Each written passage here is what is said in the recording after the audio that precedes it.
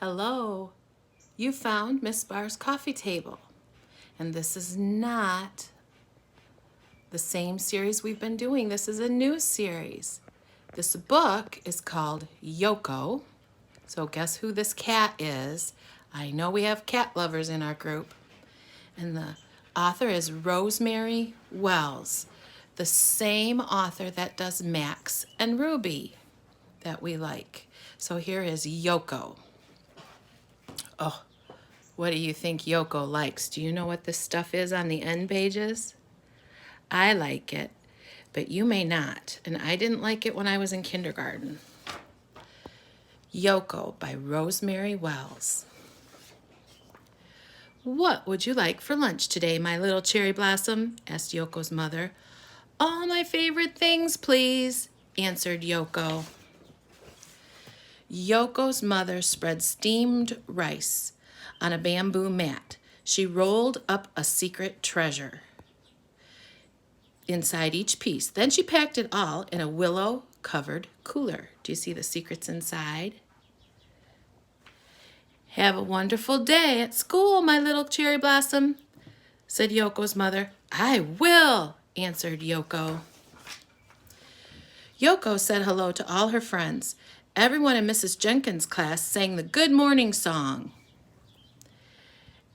Do we have a good morning song? Good morning, good morning, good morning to you. At noon, Mrs. Jenkins rang the lunch bell. Lunch boxes out and open, please, boys and girls, said Mrs. Jenkins. Hey, we don't eat lunch in our room, but what meal do we eat in our room? Yoko's class is some the same and some different. Timothy unwrapped a peanut butter and honey sandwich. Valerie had cream cheese and jelly. Fritz had a meatball grinder. Tulip had Swiss cheese on rye.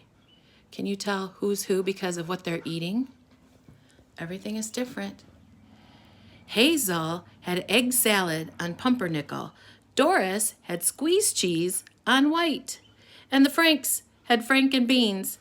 That's a funny joke. Their names are Frank, both of them, and they're eating Franks and beans. What's another name for Franks?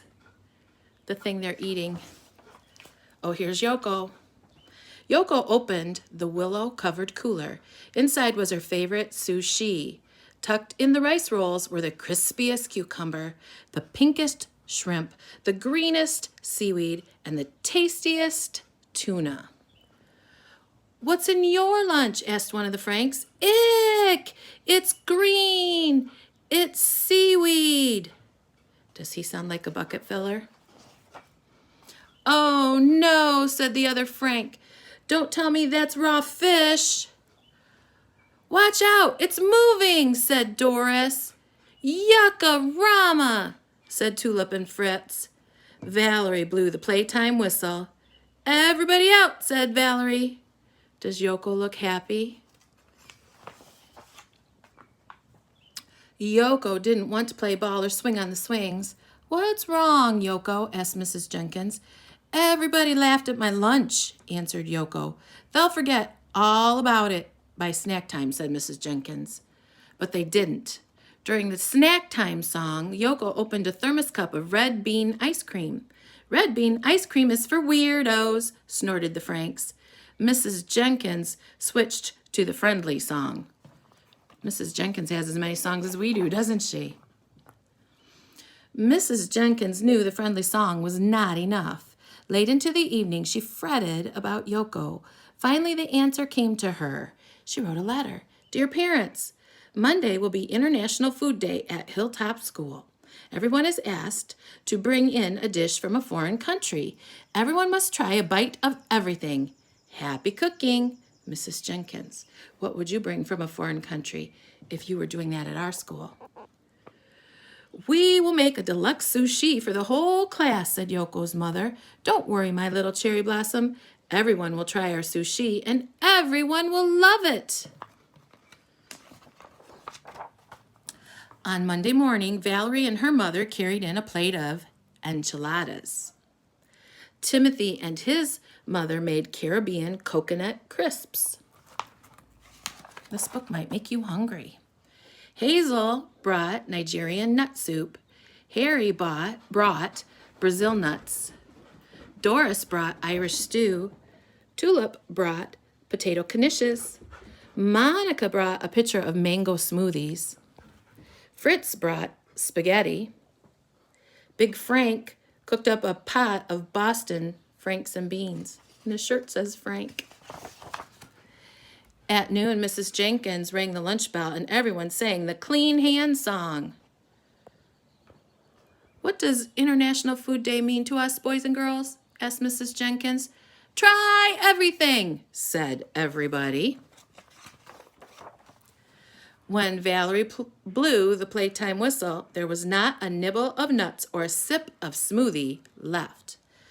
But no one had touched even one piece of Yoko's sushi. Yoko sat under the learning tree. Suddenly she heard the clickety-click of chopsticks. It was Timothy. He was still hungry. Oh, is Timothy going to try the sushi? Let me show you how, said Yoko. So she's got the chopsticks and she's showing him. Timothy polished off the rest of the crab cones, all on his own. Can we have sushi again tomorrow, he said. I'll ask my mother, answered Yoko. During the school bus song, Timothy found a coconut crisp in his pocket. He gave it to Yoko. It's even better than red bean ice cream, said Yoko. On the bus, Timothy and Yoko made plans to push their desks together and open a restaurant the very next day. And they did. They ordered tomato sandwiches and dragon rolls.